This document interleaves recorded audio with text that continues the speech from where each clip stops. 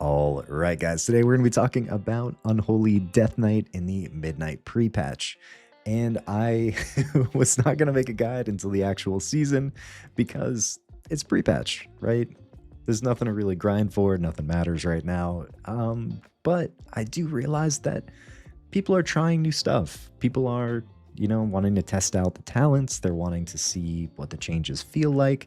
And maybe someone who's never tried Death Knight before wants to use this time where it's very low stress, right? There's nothing, no one cares if you brick a key right now.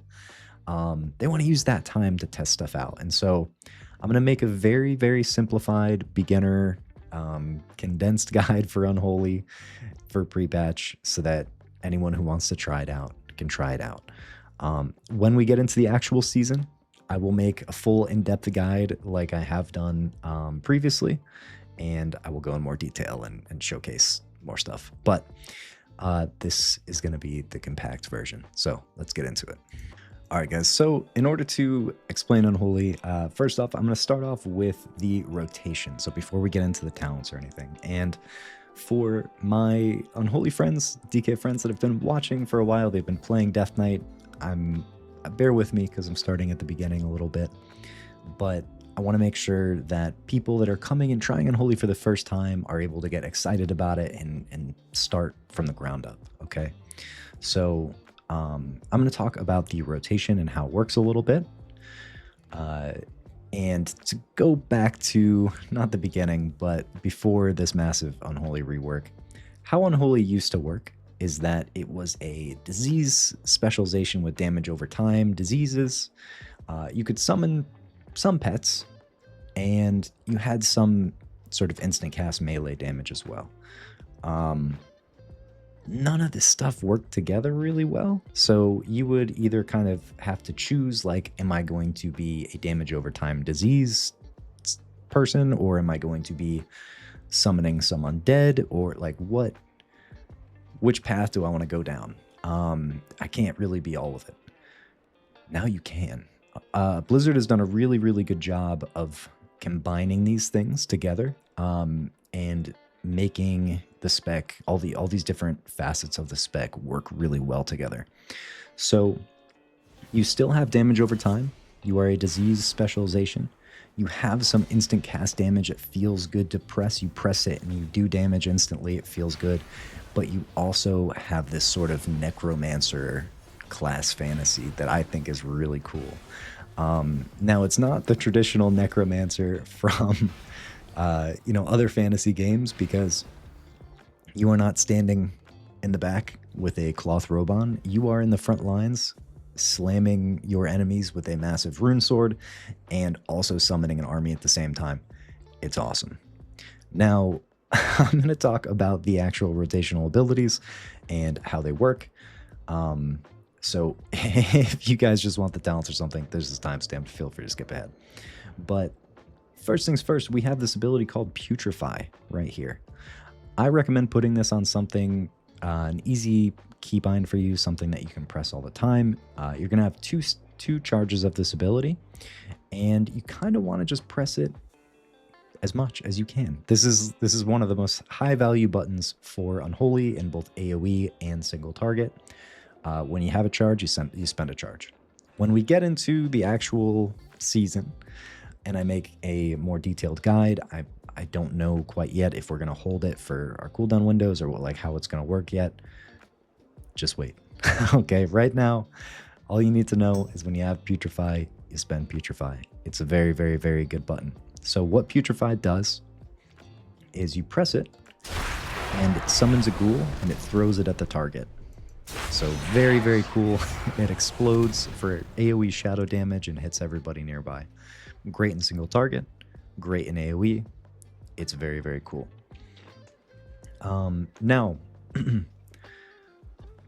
you have a couple other rotational abilities that I'm going to get into, but first things first, let's talk about the diseases. So you have this button called Outbreak that applies diseases in AoE to all targets nearby. As you can see, I have Virulent Plague, which is your main disease on all the targets. And then there's this other disease called Dread Plague. Dread Plague can only be on one target at a time, And what it does is it deals damage, and it also gives you these little procs. So see how I have these little procs right here? There's 1 charge here, 2 charges here. So I have 2 charges of these. And what that is it is a Death Coil proc. So Death Coil is a ranged ability that costs runic power. Let's see if I get another proc for you guys. So it's a ranged ability that costs runic power. And when you get a proc, you can use it, and it summons a ghoul and shoots out a little ranged shadow coil. It's pretty cool. See, whenever you get the proc, you spend the proc. So your priority here, your main priority above all else, is maintaining your diseases on the targets with Outbreak, using Putrefy when you have it, and then using Death Coil procs whenever you get them. That's your main, sort of your main rotation. That's your priority. Now, what do you do in between all of that, right? What do you do? What do you do? What's sort of the core foundation outside of those kind of special buttons? So you have this ability called Festering Strike. Festering Strike, when you use it, costs 2 runes. It gives you this little buff right here. So your next 3 Scourge Strikes will summon a lesser ghoul. So you have this other button that costs 1 rune, and when you use it, it does damage from range. See, I'm over here and I'm pressing it. It does range damage, and it summons ghouls. So I can summon ghouls just by like doing my random rotate, my normal rotation. So what you want to do is you want to make sure that you hit the target, get some stats. You can hit it back to back. Now I have 4. My next 4 Scourge Strikes will summon a lesser ghoul, and then I spend my runes, which are down here, on summoning these ghouls. Now I have this little army of ghouls. So it's pretty cool. And once you've spent your runes, and you've generated runic power by spending your runes, you use Death Coil to do some ranged shadow damage and generate your runes back. So you have this kind of core gameplay mechanic that is getting yourself this buff, using Scourge Strike to spend this buff. Excuse me. And then you are using Death Coil to spend the runic power generated from that rotation. Now, I know I've sort of thrown a lot at you guys right now, okay? And I realize that, but we're gonna do a recap in just a second. So, what this is gonna look like, okay, is you are keeping your diseases on the targets. You are spending Putrefy when you have it. You are using Festering Strike to give yourself the buff. You're spending your Death Coil procs. And you're using Scourge Strike to summon the ghouls, okay? You're not using Scourge Strike when you don't have the buff. And you're making sure that you're using the Death Coil to get your runes back so you can get the buff again, okay? Hopefully that's making sense. Unholy is a bit of a, I won't say it's a complicated spec, but with all the simplifications, Unholy is still, it's more complicated than some of the other melee. So now we're going to talk about some of the nuance, and then I'll go into cooldowns. So some of the nuance is that Putrefy, while it does AoE and single target, you are going to use it in both. It's always a priority. It's good in single target. It's good in AoE. In your single target, you are going to press Death Coil, which does single target damage. It's your spender. Right. Get enough runic power, and I press Death Coil. When you are in AoE, so there's, say you're doing Mythic Plus, and the tank pulls a whole bunch of mobs together. You don't press Death Coil as your spender. You press this other button called Epidemic. So this just does AoE shadow damage to any targets with your diseases on them. So that's again why you want to make sure those diseases are active. All right, let's talk about cooldowns, and then we'll do like a recap of when you go into a pack. So You have an ability called Army of the Dead. When you use this, it is going to summon a whole bunch of undead. I'm not going to press it yet because I don't want it to be on cooldown. But it is going to summon a whole bunch of undead. They're going to do a ton of damage. Unholy is a massive burst class, okay? Or a specialization. It is a massive burst specialization. It has a ton of sustain, but the windows are nutty. And it's pretty satisfying. You also have this other major cooldown called Dark Transformation. Dark Transformation is going to be sort of your 45-second go. It turns your ghoul into a big monster, does more damage, and your spenders are going to extend it. So, pretty neat. Now, as far as your defensives go, Anti-Magic Shell is fantastic. What this does, it's on a 40-second cooldown, which is a very short cooldown. It prevents all magic effects from being applied to you, and it is an absorb shield against magical damage. So press this pretty much whenever you walk into a pack. I mean, like, your healer is going to love you if this is always on cooldown. It makes you very tanky. You have Icebound Fortitude, which is an ability that you can press while in a stun. It gives you a wall. Lichborn no longer gives you a wall. It used to give you a wall. But it will take you out of things like a fear. And then you have Anti-Magic Zone, which will create a little barrier against magic damage for your teammates. Okay. Now, let's do a bit of a recap. Okay, when you go into a pack of mobs, what you're going to do is you are going to use Army of the Dead. You're going to press your Dark Transformation. You're going to start throwing out your Putrefies, right? Keep your diseases on the target. And then I'm spending my Death Coil. I'm getting this buff with Festering Strike. As you can see, we're at 6 now. Now we're at 8. And now I'm pressing my Scourge Strike. I'm using my Death Coil procs. We're doing a ton of damage to the dummy, okay? That is what that is going to look like. We have another Putrefy proc. We're going to spend it. Spend the Death Coil proc. That's the rotation. And as you can see, it's very cool. You get a lot of ghouls going. It looks very cool. It's very, very satisfying to play. Now, we'll talk a little bit about the talents. So, what I'm showing you right now is the raid build. Okay, I'm not going into all of the talents right now. This is, I feel like I'm already talking for way longer than I planned on talking for this video. But when I do the actual guide, I'm going to talk about actual talent choices and why you want certain ones over others. Some of the ones I will address right now are Summon Gargoyle versus Raise Abomination. Abomination's just better. It's better in single target. It's better in AoE. It's just better. Oh, you know what? I need to show you. Okay. All right. I will show you. I will show you some interactions. I'm going more in depth than I planned on going. But you have another ability called Soul Reaper. Soul Reaper is, it's like an execute. So when you get someone in execute range, it's like an execute range, or you press Dark Transformation. You can press Soul Reaper, and it's going to make the target take 20% increased damage from your diseases and your minions. When you are in execute range in raid, press this always. It's very good. It's just a flat 20% damage buff for all of your pets and diseases. Great button. Now, another interaction that you're going to see, and this is why I wasn't going to make a guide, because I'm so excited. The Apex talents are really going to make this shine, okay? But you have an ability called Reanimation. What this does is whenever you use Putrefy, and a ghoul dies, you get one of these little Magus of the Dead. So you get a little caster. And as you can see, he will start... let's get another one.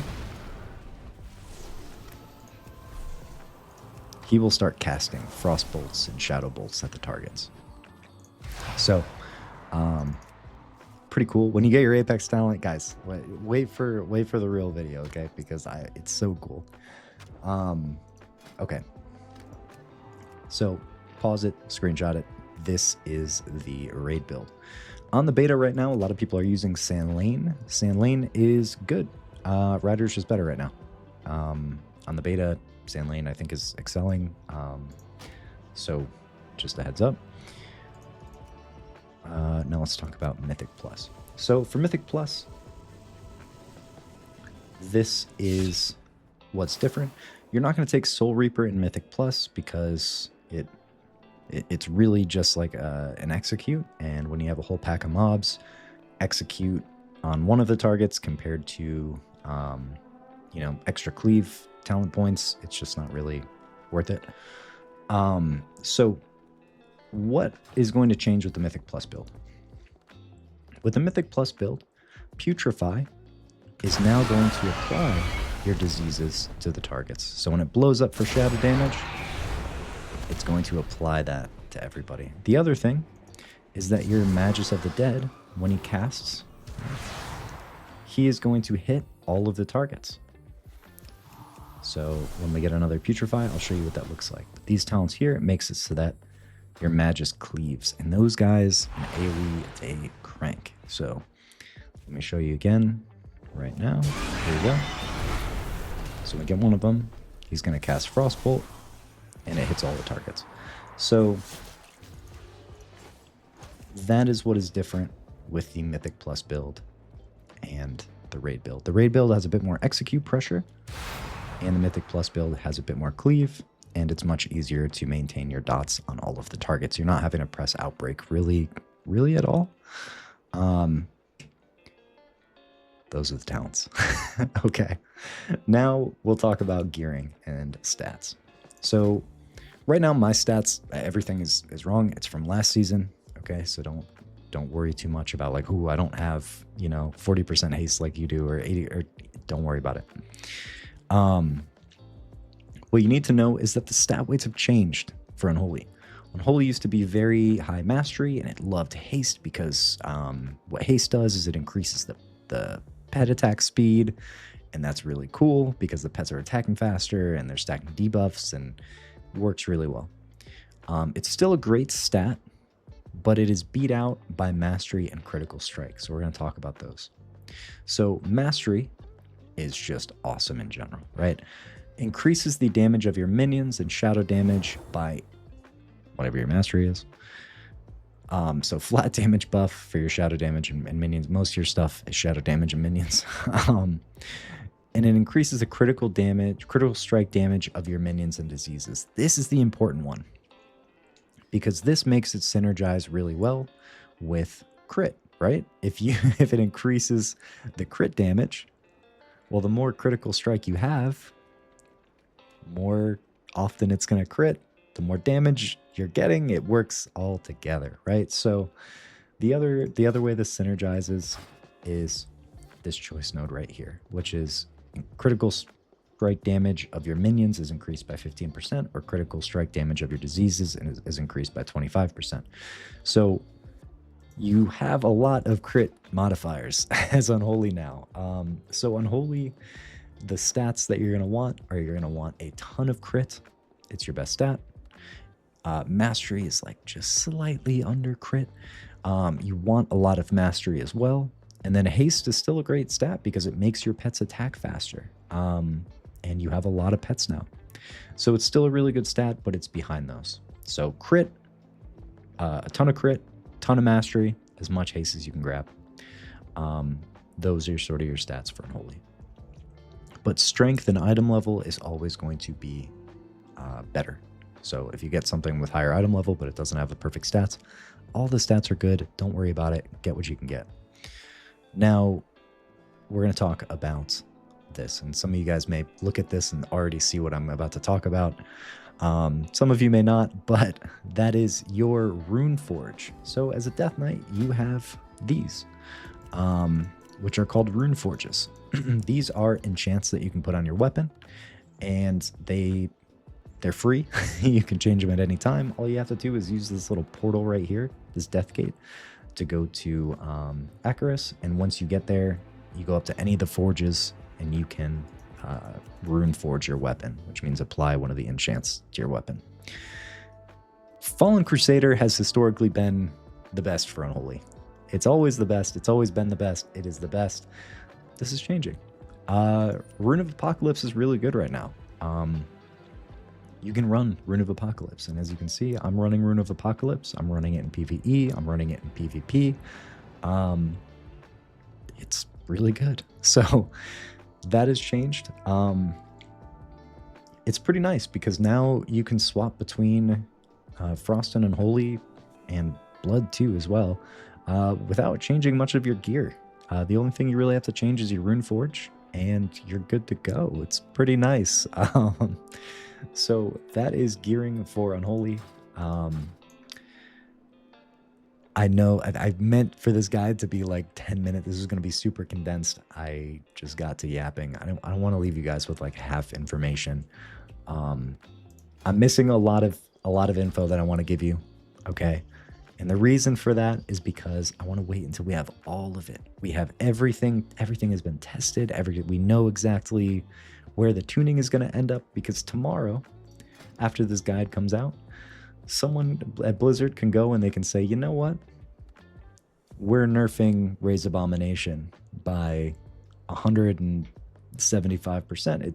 We're just screw this thing, right? And now this is out of date. So we're gonna have a lot of tuning in the next month, I believe, and so be ready for that. I will make an updated guide, and I'm going to go in depth on each of these talents and why you might want one or the other, and sort of go into the choices. This is very much meant to just be, here's what buttons you press. Here are the talents. Go have fun. Go do some keys with your guild, and expect an update soon. So thank you guys for watching. I might make a guide. I'm thinking about making a guide on Devourer, which isn't Death Knight. So don't get mad at me, but I've been having a lot of fun on that spec. So if that's something that you guys would like to see, let me know. If not, expect the Death Knight update very soon. So thank you again for watching, and I will catch you all later. Suffer well.